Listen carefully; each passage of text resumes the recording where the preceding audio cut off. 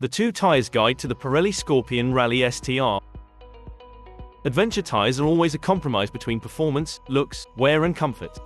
If you want a tire that's mainly for the road but won't be out of its depth on light trails, the Rally STR is worth a look.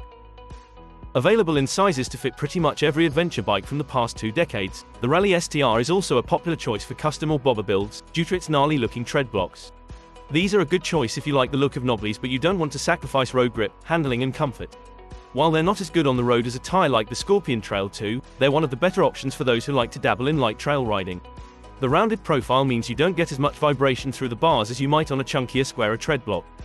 The tread blocks are too close together to deal with lots of wet mud and they'll struggle in these conditions. However, if you don't go near the bobby stuff, these will suit you well.